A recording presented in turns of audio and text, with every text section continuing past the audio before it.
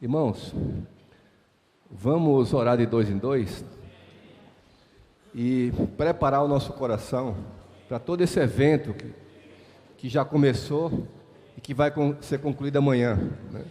Então, o Senhor nos reuniu aqui porque Ele deseja nos aperfeiçoar para que nós possamos cuidar melhor dos nossos jovens e adolescentes da nossa região.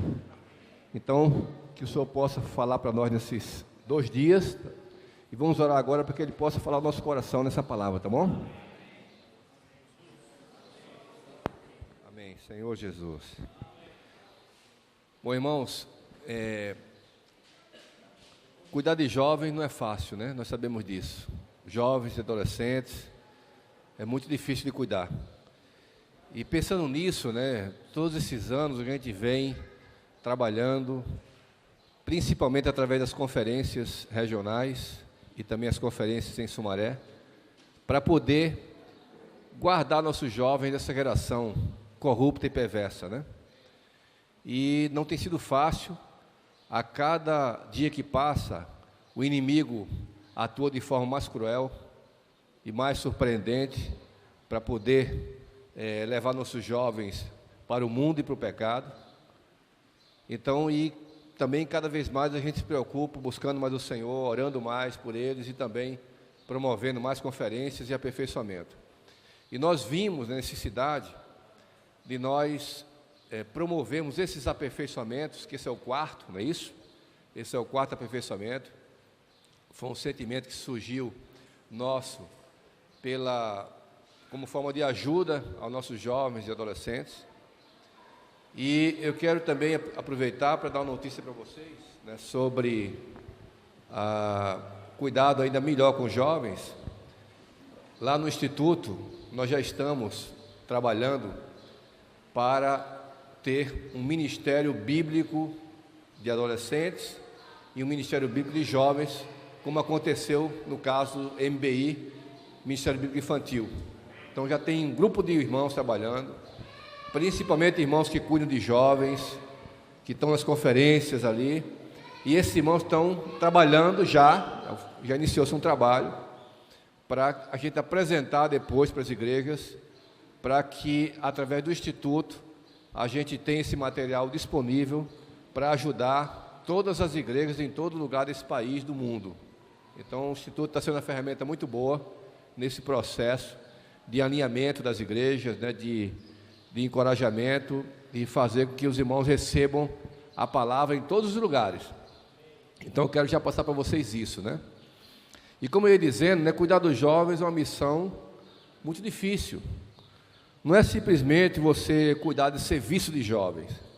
Você precisa levar esses jovens ao Senhor. Porque só o Senhor que pode guardar os jovens desse mundo. Só o Senhor que pode guardar os jovens do pecado. Mas a gente pode, né? Por exemplo, nós precisamos cuidar e orar por eles, para que eles conheçam o Senhor. Não somente se preocupar em guardar eles disso ou daquilo, do pecado, do mundo, que vai a todo tempo, né, investir contra eles, mas eles precisam conhecer o Senhor. Nós somos incapazes de levar os jovens ao Senhor. Nenhum homem pode levar nenhum outro homem ao Senhor. Só quem pode levar uma pessoa ao Senhor é o Pai. E eu quero ler com vocês João capítulo 6, versículo 44.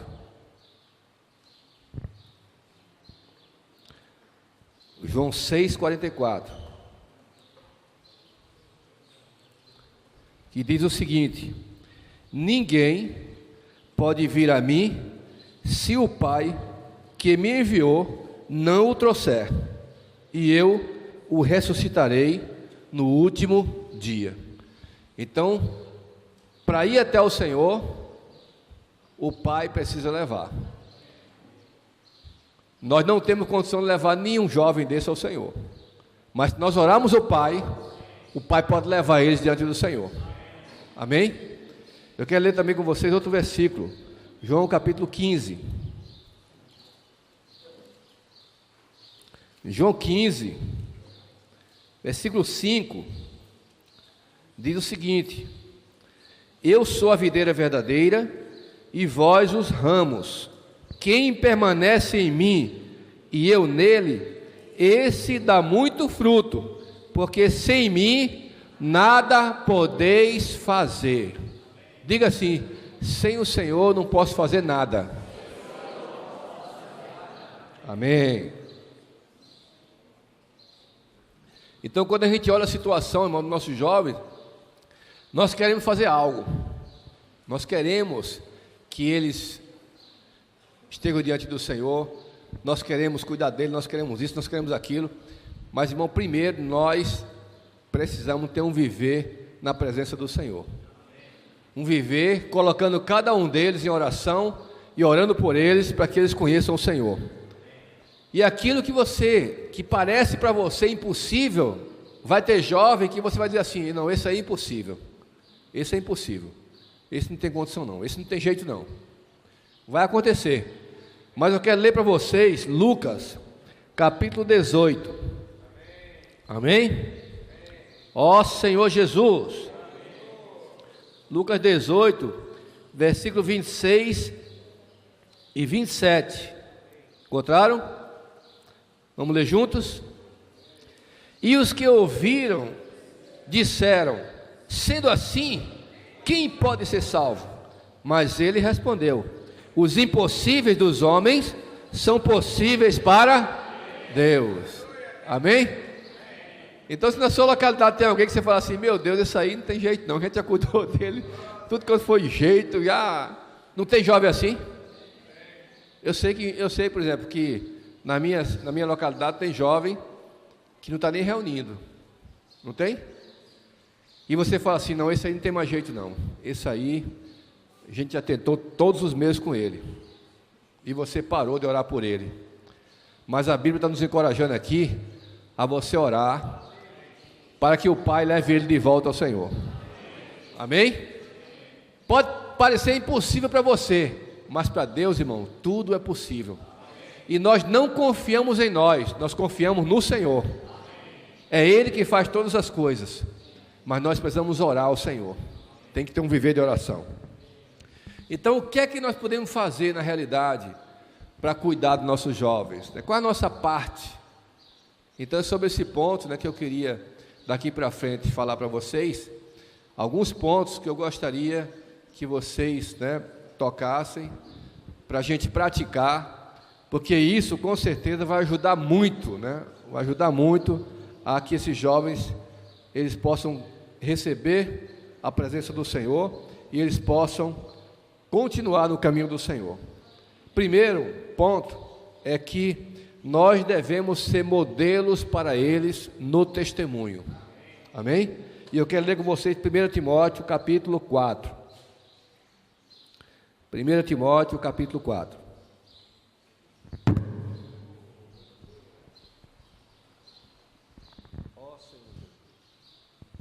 Amém. 1 Timóteo. Abriram?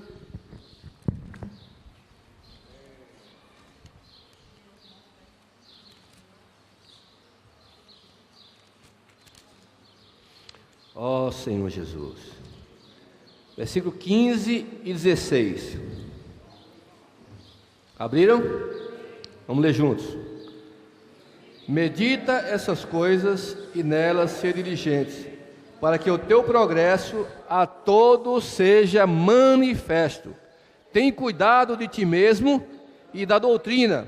Continua nestes deveres, porque fazendo assim salvarás tanto a ti mesmo como os teus ouvintes. Amém?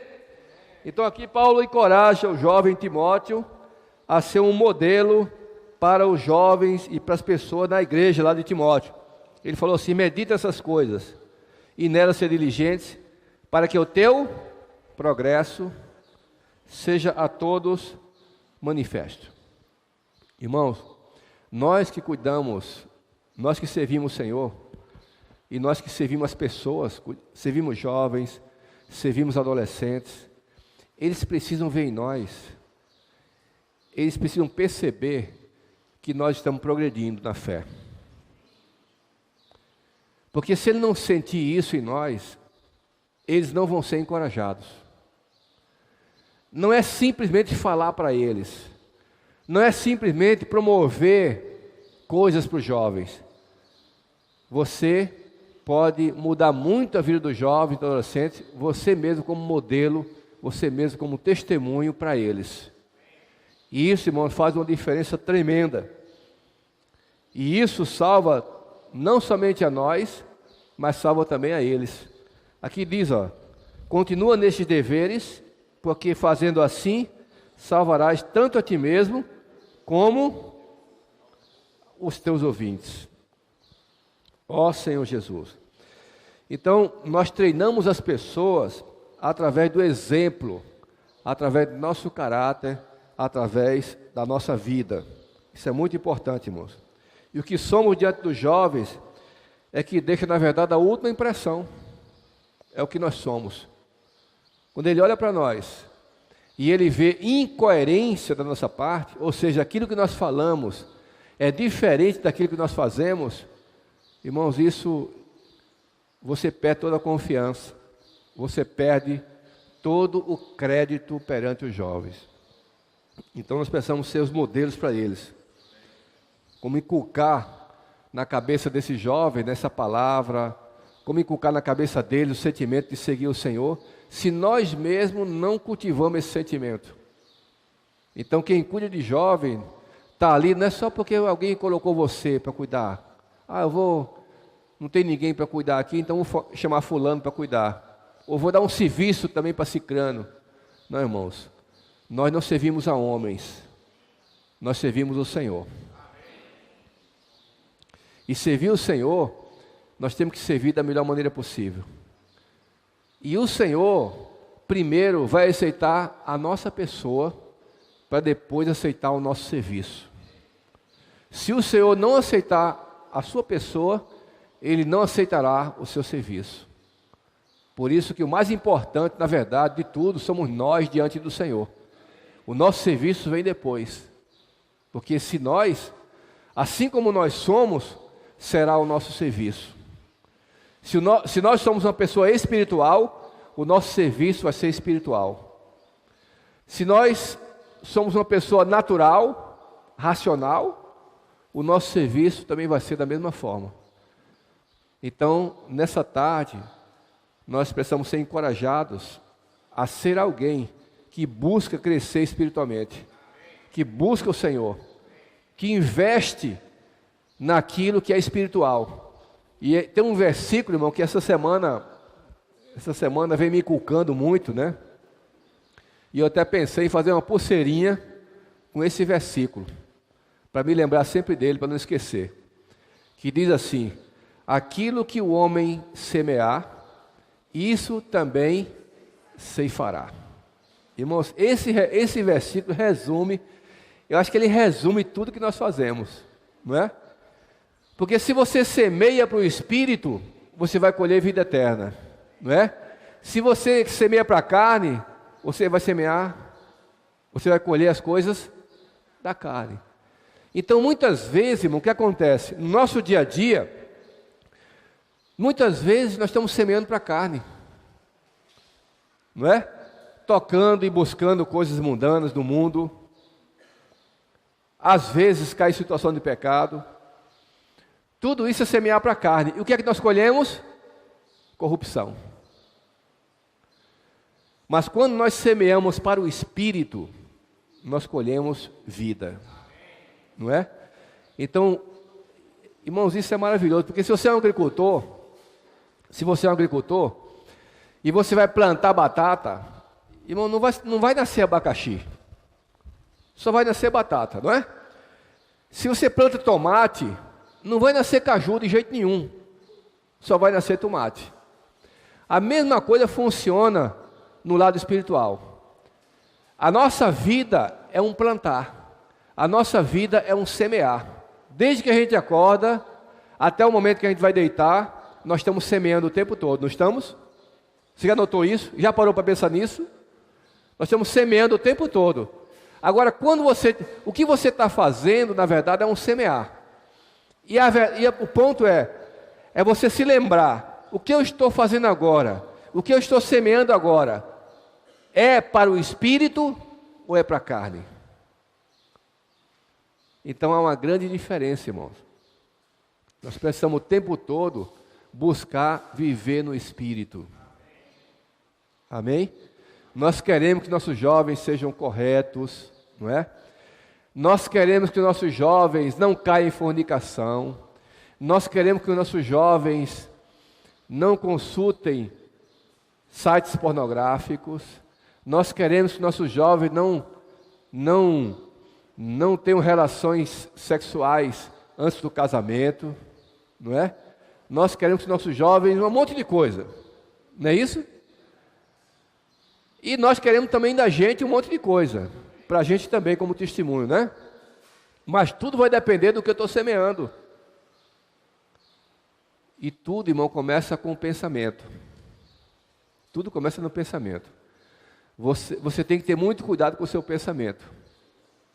Porque não pense que alguma coisa vai surgir do nada. Tudo que acontece na nossa vida surge primeiro no seu pensamento. E aí, do pensamento vira um sentimento.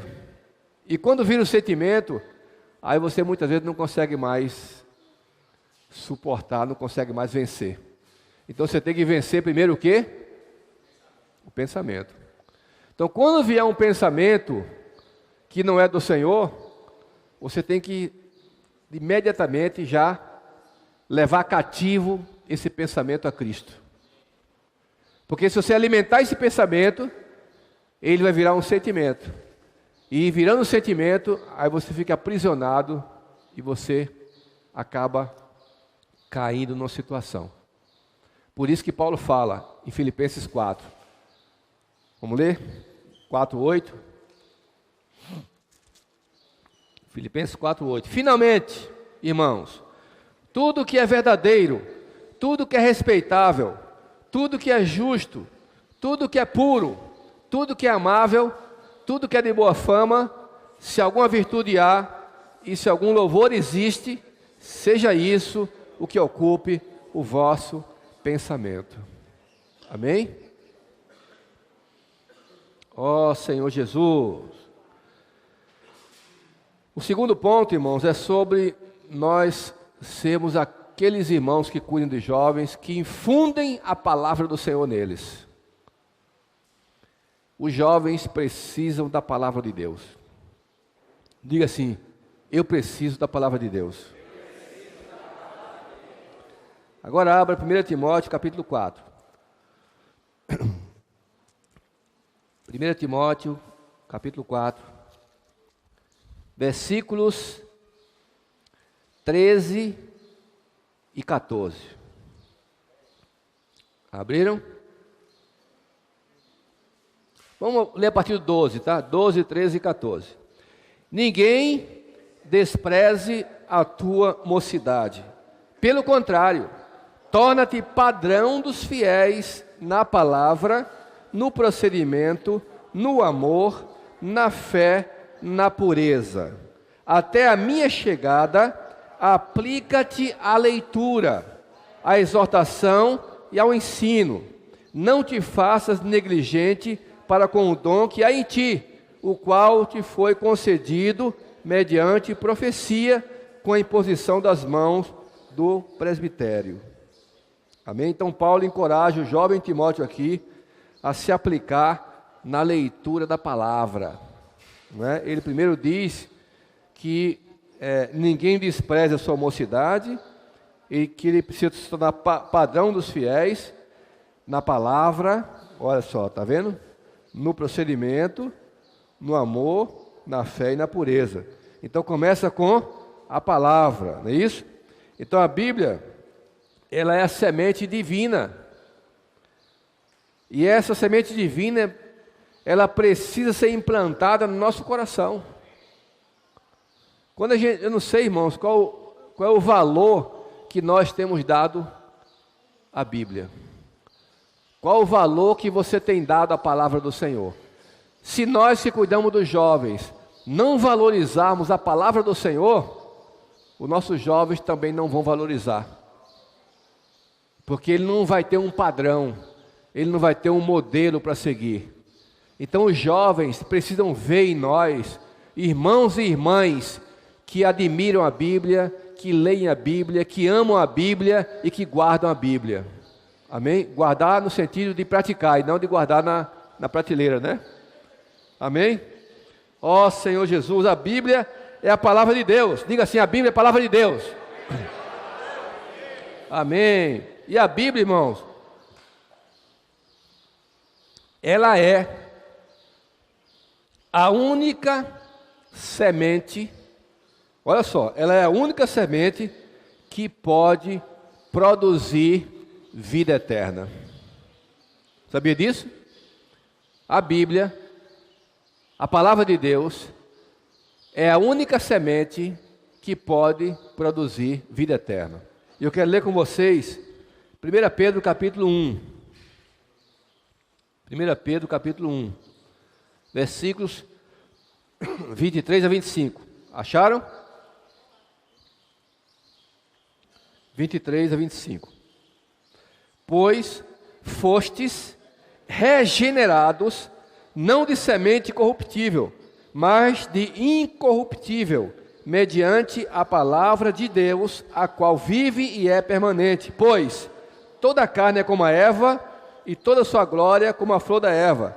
Seca-se a erva e cai a sua flor, mas a palavra do Senhor, porém, permanece eternamente. Amém? A palavra do Senhor permanece eternamente. Então, a palavra do Senhor é a única semente que pode produzir a vida eterna.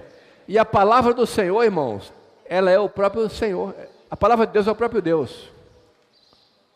Abra em João capítulo 1. João 1, versículo 1 diz: no princípio era o verbo, ou a palavra. E o verbo estava com Deus. E o verbo era Deus. Então, quando eu toco na palavra de Deus, eu toco no próprio Deus. Entenderam?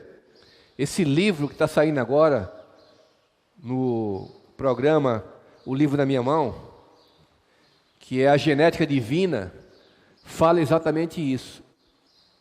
Fala que o DNA de Deus está em nós.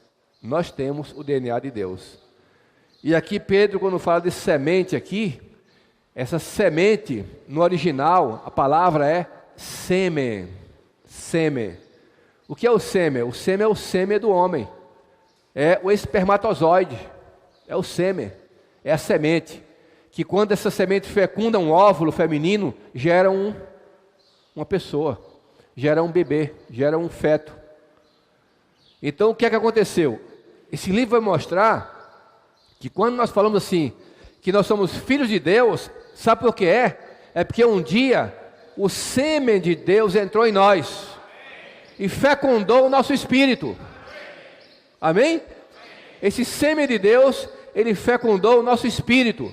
E aí quando ele entrou no nosso espírito, ele gerou ali, ele nos regenerou. Ele gerou uma vida em nós, uma vida divina que nós não tínhamos antes. Então, irmãos, quando nós pregamos o Evangelho, sabe o que acontece? Quando nós falamos a palavra para as pessoas, nós estamos semeando nelas. Semeando. Até que vai ter um momento que o sêmen de Deus vai entrar no espírito da pessoa e vai gerar a vida. Amém? É como um homem, né? O homem se casa com a mulher e ele ali tem muitas relações sexuais com ela, não é isso? Mas o sêmen às vezes nunca consegue fecundar. Mas tem um momento que aquele óvulo está preparado para receber o sêmen. E quando o sêmen chega no momento certo naquele óvulo, fecunda aquele óvulo e gera vida. Então às vezes nós pregamos o Evangelho para uma pessoa uma vez, 2 vezes, 3 vezes, 5 vezes, 10 vezes, 20 vezes, porque não chegou o momento ainda. Mas vai chegar o momento em que aquele óvulo espiritual vai estar preparado para receber o sêmen de Deus. Amém?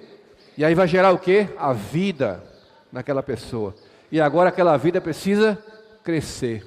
Isso a gente vai ver quando você receber o livro A Genética Divina, você vai entender tudo isso, tá certo?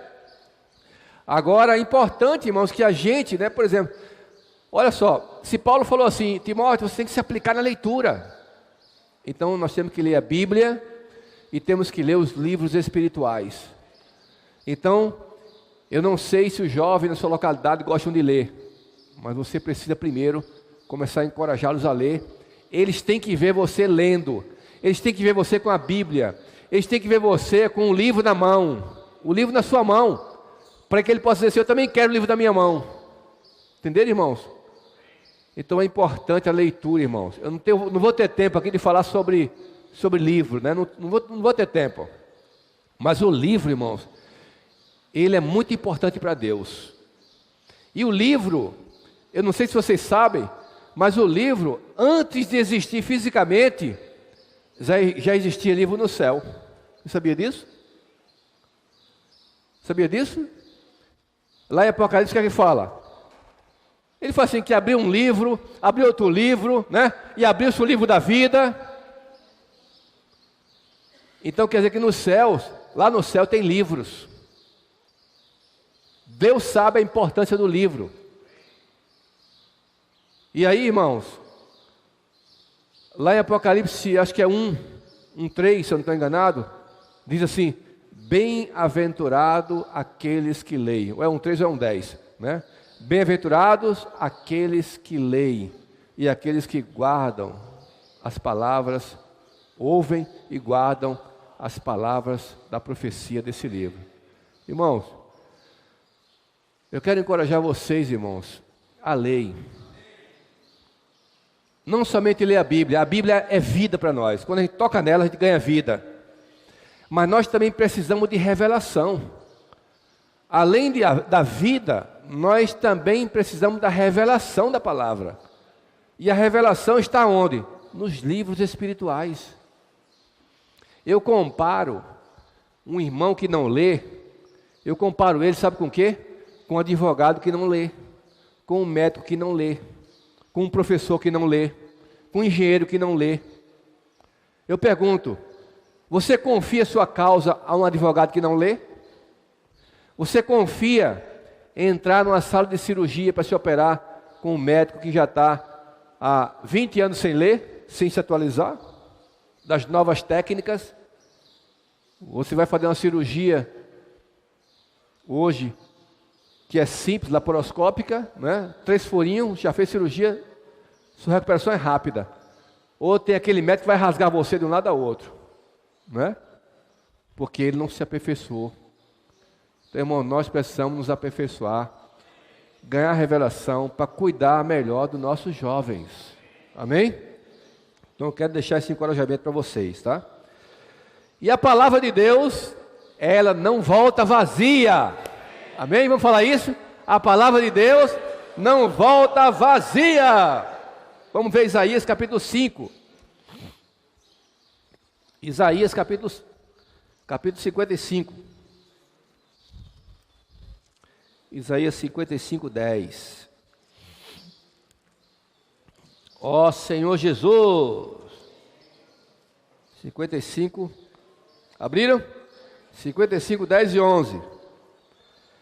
Porque assim como descem a chuva e a neve dos céus, e para lá não tornam sem que primeiro reguem a terra, e a fecundem e a façam brotar, para dar semente ao semeador e pão ao que come, assim será a palavra que sair da minha boca. Não voltará para mim vazia, mas fará o que me apraz e prosperará naquilo para que a designei. Amém? Louvado seja o Senhor pela palavra de Deus. Então, precisamos semear essa palavra nos jovens antes que eles sejam poluídos com psicologia, poluídos com filosofia, poluídos com mundanismo. Nós temos que levar essa palavra para eles e guardá-los da palavra. Vamos esperar, irmão, vamos semear e vamos ter paciência. O Senhor vai guardar eles da palavra, tá? Eu quero ler Marcos com vocês, abra aí Marcos. Marcos capítulo 4. Marcos 4, 26 e 27. Abriram? Disse ainda: o reino de Deus é assim, como se um homem lançasse a semente à terra, depois dormisse e se levantasse de noite e de dia, e a semente germinasse e crescesse, não sabendo ele como. Está vendo? A gente cuida do nosso jovem, vai cuidando de dia, vai cuidando de noite, vai cuidando, suprindo, semeando, né? Um dia quando você olhar, puxa, aquele jovem já está servindo a outros jovens, já é um irmão de serviço na igreja, já é um irmão responsável na igreja. Então deixa que o Senhor que vai fazer crescer, tá bom? Mas nós precisamos ser aquele que semeia. Então a palavra, irmãos, é importante, tá? O terceiro ponto, tá, para nos encorajar, que nós devemos praticar, é a oração. Orar sem cessar. Em 1 Tessalonicenses fala sobre isso, né? Orai sem cessar, não é isso? A oração faz com que a igreja, você tem ideia, irmãos, a igreja primitiva, o que foi que fez? Vocês lembram, quando você lê a Bíblia no livro de Atos, tá? Logo no comecinho ali, o que foi que aconteceu que fez com que o Espírito Santo descesse sobre eles ali e enchesse todos eles? Você sabe? Foi a oração. Eles estavam ali há muitos dias orando. E a oração deles chegou um momento que fez com que rasgasse os céus e o Espírito Santo descesse e enchesse todos que estavam ali.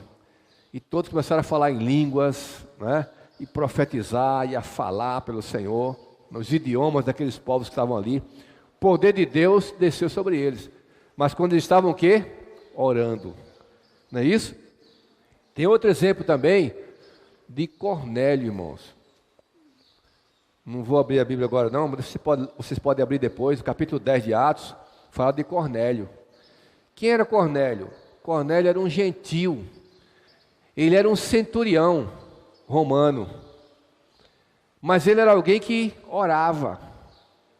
Ele não conhecia Deus. Ele não tinha Deus na vida dele, mas ele orava. E ele era um gentil. E pelo fato dele orar, a Bíblia diz que Deus escutou a oração dele. Vocês estão percebendo, irmãos, como Deus valoriza a oração?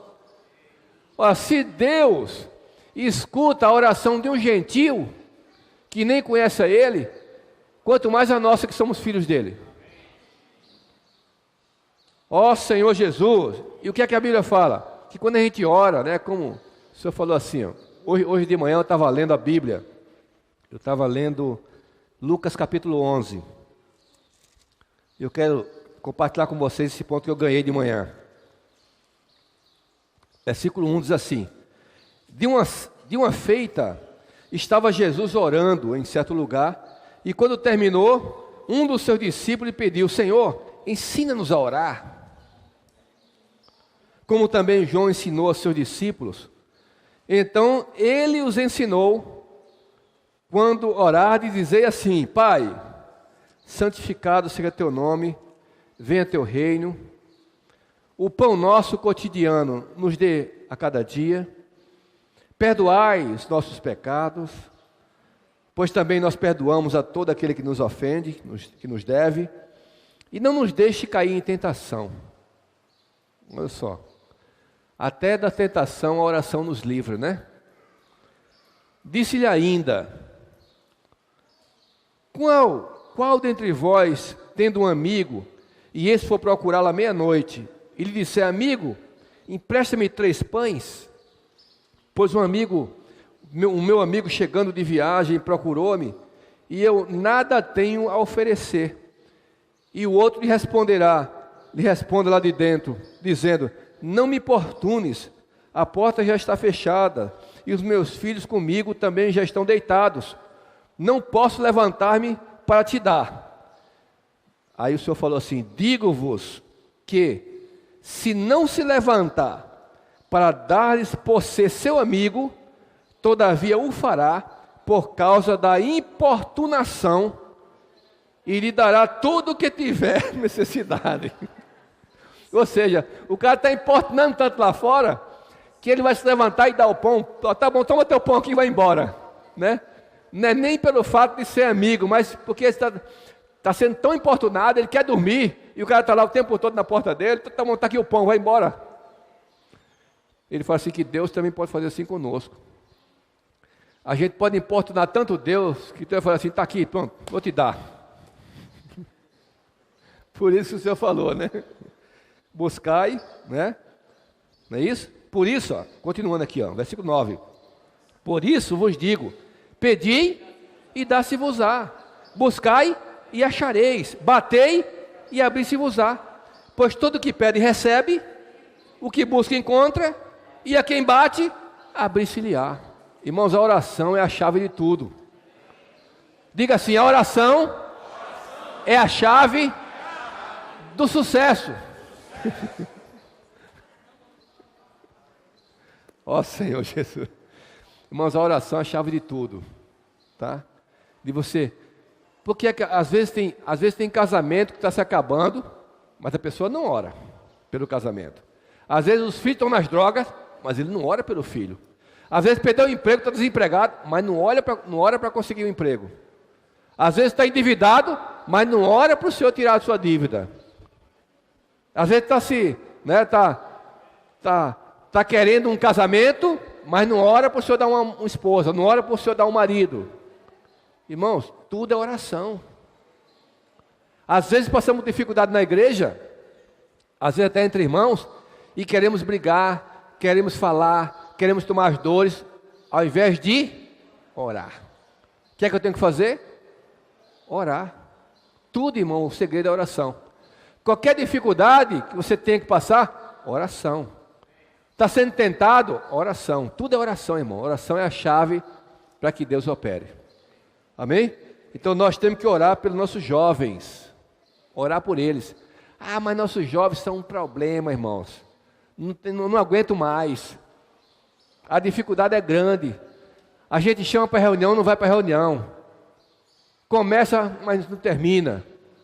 O que é que tem que fazer? Orar. Sentar, o grupo que cuida dos jovens, sentar para orar pelos jovens. Orar mesmo com fé. Não é meramente, vamos orar, irmão. Não, é orar com fé. Orar para que o Senhor resolva a situação. Irmãos, o caminho é a oração. Amém? E por fim, para concluir, tá? Nós precisamos aprender a aguardar com paciência. Tudo na vida, irmão, tem um tempo. E também tem o tempo de Deus. Às vezes nós queremos coisas, mas tem um tempo de Deus. Então vamos praticar aquilo que o Senhor mostrou para nós, e a partir daí a passar a aguardar com paciência aquilo que o Senhor vai fazer. Por exemplo, né? Eu quero ler com vocês Tiago capítulo 5. Tiago.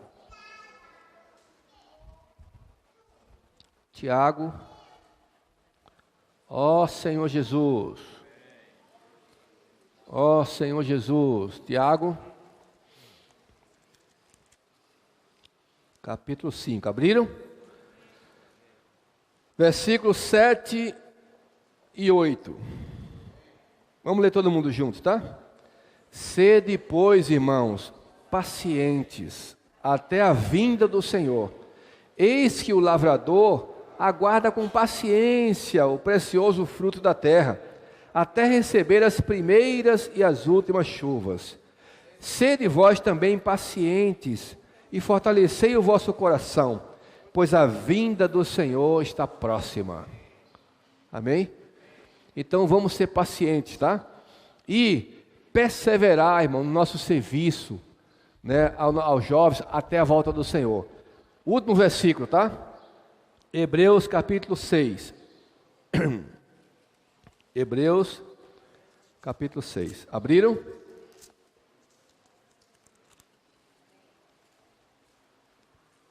Hebreus 6, nós vamos ler do 10 ao 12, tá? Vamos ler juntos? Porque Deus não é injusto para ficar esquecido do vosso trabalho e do amor que evidenciastes para com o seu nome, pois servistes e ainda servi aos santos. Desejamos, porém, continue cada um de vós mostrando até o fim a mesma diligência para a plena certeza da esperança, para que não vos torneis indolentes, mas imitadores daqueles que pela fé e pela longanimidade herdam as promessas. Amém? Então, concluindo, né? Graças ao Senhor, o Senhor nos deu uma comissão. Amém? Diga assim: Deus me deu uma comissão. Que comissão foi essa? De cuidar de quem? Dos jovens e adolescentes. É fácil? Não, não é fácil. É difícil. É impossível? Não, porque para Deus tudo é possível, não é? Eu, no meu natural, tenho condição de levar o jovem para o Senhor? Mas Deus pode levar? Amém? Deus pode levar, né? Agora nós precisamos de quê? De ser modelos para eles, ter um testemunho. Eles precisam ver a gente orando, buscando a palavra, valorizando a Bíblia, valorizando os livros espirituais, valorizando as conferências, não é? Precisa ver a gente também, que mais? Intercedendo por eles, né? Temos que ser aqueles que intercedem persistentemente e que, por fim, aguardam com paciência, né? E não esquecer da palavra do Senhor que precisa ser infundida neles. Levar eles a valorizar a Bíblia e valorizar os livros espirituais. Amém, irmãos? Que o Senhor nos abençoe. Vamos dar prosseguimento agora ao próximo passo, né? Próxima etapa. E que nós possamos, nesse treinamento, irmão, sair daqui nesses 2 dias, cheio de encargo pelo Senhor, né? Vamos buscar mais o Senhor nesses dias, para que o Senhor possa nos abençoar e nós cuidarmos daqueles que o Senhor colocou em nossas mãos, tá bom? Jesus é o Senhor.